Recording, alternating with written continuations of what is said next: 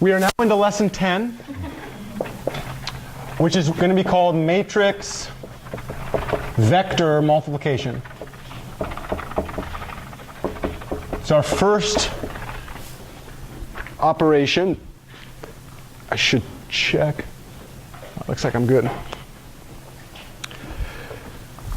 So this is really actually what we called problem 1. We call that the matrix vector multiplication problem. We're going to give a few definitions, and we'll start with the most basic definitions first. Let's call this definition 4.1. The matrix vector multiplication problem. Let's let A be an element of R m by n. Can somebody guess what I'm about to write next? X element of R n by 1. And we're going to call this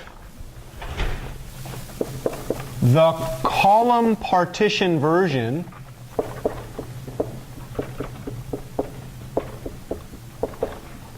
of matrix vector multiplication is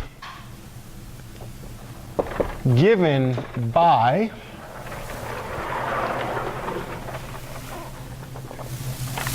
A times X. Let's go ahead and analyze the dimensions before we ever start doing actual work to set ourselves up for understanding this. How big is A? M by n. How big is X? N by 1. I'm going to encourage us in this case to think about the thing on the left as passive and the thing on the right as active. That's just in this situation. We will see that every matrix multiplication, there's actually 4 paradigms. In this class, we're going to study 3 of them. This is the first one, and by far the most useful if we care about bringing in the theory from linear combinations and spans. If the thing on the left is passive, do you remember what we said we were going to do with that?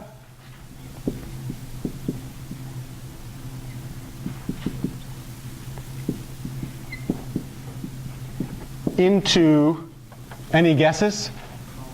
Columns. We're going to chop the thing in the left into columns because we're literally thinking about when the thing on the left is thought about as passive, cut those up into columns. What would that look like if I looked at the column partition of A? What do I do when I create the column partition of the matrix?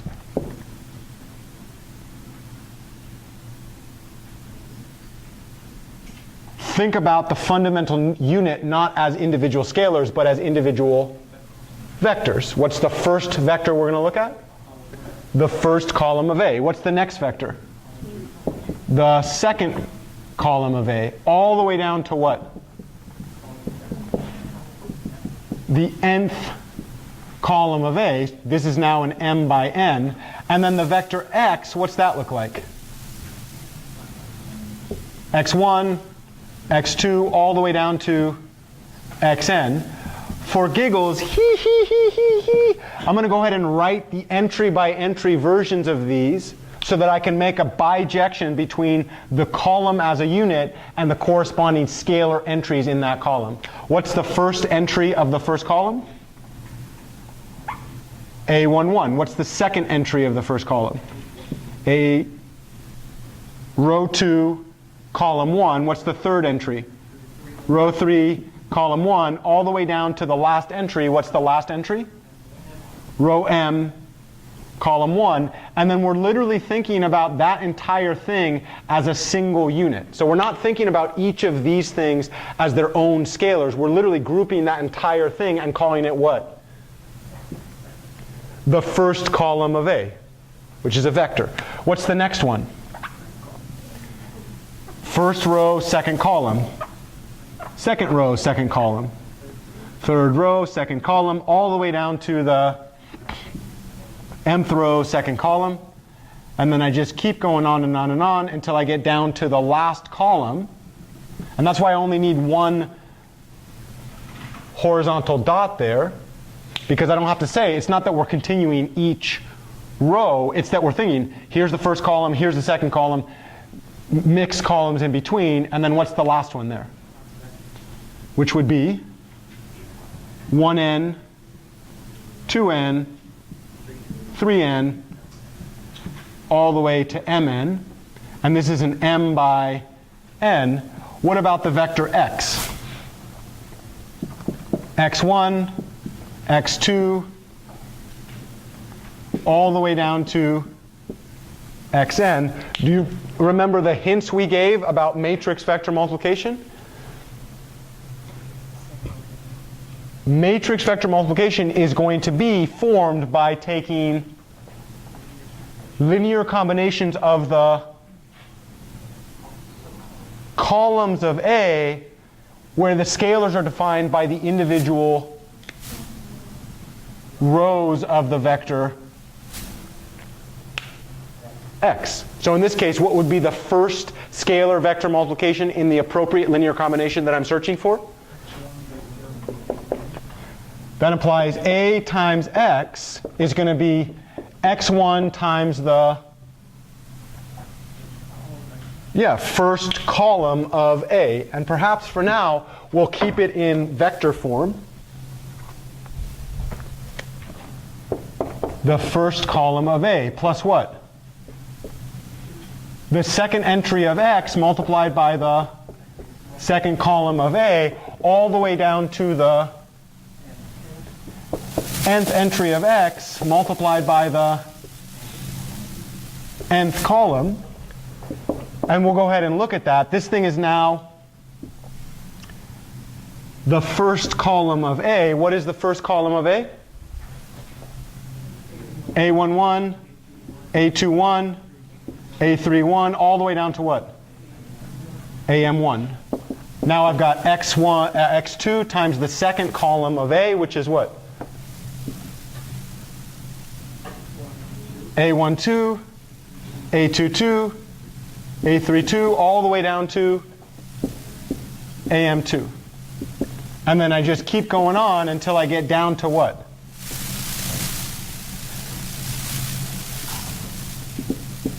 The nth entry of x multiplied by the nth column of A, which is what? First row, column, second row of the nth column, third row of the nth column, and I go all the way down to the nth row. How big is each one of these? M by 1. M by 1. M by 1. Let's go ahead and take a look at this. How big was A again? M by n. How big was x? N by 1. What was the flag that I was going to have you all create, maybe crochet, and walk around campus with? The interdimensions must agree. What's another way to say that from the standpoint of linear combinations? I agree with you that in this case we're going to actually build a protest flag. I don't know what we're I guess we're protesting people that don't have their inner dimensions agree.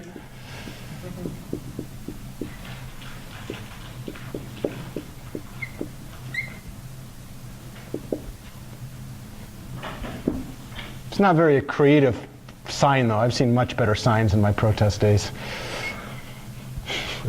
That sign would put me to sleep if I was in a parade. I'd be like, you could have done better, right? Inner dimensions must agree. What's another way to say that from the standpoint of linear combinations? That the number of column vectors, each column vector must be assigned a scalar. If you don't have a scalar for every column vectors, then we call that non-conformable. It's just a formal way to say the inner dimensions don't agree. If you have a column vector and every column vector has a scalar, a better way to say that, if you have a set of n column vectors and every column vector is assigned to scalars, what do you then do? you do n scalar vector multiplications followed by n minus 1 additions, or you add all resulting vectors up, right? Each vector was of size m by 1, and that's why we say the outer dimensions are the one that defines the size of the output. So if we call this output perhaps, I don't know, b, you laugh because I formally had you study that stuff, right? Now you're expecting what that should be. It's almost like having students study what they're about to do before they do it helps them get ready to integrate that knowledge. It's almost like that's a research principle in learning. So it must be that the size of the output is m by 1. What would this look like? Write it out for me. x1, a11, x1, a21, x1, a31, all the way down to x1, am1. Should be 1, not n, right? What's the next one look like? x2, a12, x2, a22, x2, a32, all the way down to x2, am2. And then I just keep going until I get to the last one, and what do I have there? xn, a1n, xn, a2n, xn. Are you all tired? Good, because we got a long way to go. All right, now what? Say it again. Now you sum them up. Let's go ahead and do that. So this would be x1, a11, plus x2, a12, plus, keep going on until the last one, which would be xn, a1n. What's the next one? x1, a21, plus x2, a22, plus all the way to the last one, which would be xn, a2n. What's the next one? a31 plus a32. All the way till you get to the last one, which would be xn. Okay. And then what's the last entry here? x1a m1 plus x2a m2 plus all the way down till you get to the last one, which is we have now breached the, so it's not breaching the surface. I would say, yeah, I guess if you're digging down towards hell, that's true. This is actually the way that my teacher defined matrix multiplication to begin with. This is called the scalar version, and it's quite useful in some contexts. And in fact, we're actually going to spin all of this out. This is how I would define the individual entries of the output vector B. How big is the output vector of a matrix vector multiply? It's an m by 1. How big is this vector right here? M by 1, because it has m rows. Here, we're actually going to cut off each entry and think of those individually. And we're going to look at doing this. Do you notice that we've changed paradigms in this particular matrix? For sure we changed paradigms. The original matrix multiplication problem here, we thought about the one over here as passive and this one as active. How did we chop up the passive one? By columns. If the passive one is on the left-hand side in this class, I'm going to encourage you to think about chopping that into columns. And then what we did is, okay, we chopped this one into columns. Each column had to have what assigned to it? An individual scalar, which is why this thing had to have n rows, right? So that we can move down each individual rows and pull off a scalar. And then we literally just did scalar vector multiplication. But the scalar vector multiplication, how big was each product? M by 1. It was actually in the space of scalars and vectors. Move over here, the moment we've gone from this paradigm to this paradigm, now how big is each individual product that I have listed on that thing? It's a 1 by 1. In other words, this product right there is what? Scalar, scalar. It's a different paradigm. We're no longer thinking about this as containing vectorized information. We are now thinking about this as containing individual scalar information. That's another way to think about matrix multiplication. And in fact, this way of thinking about matrix multiplication is really quite interesting.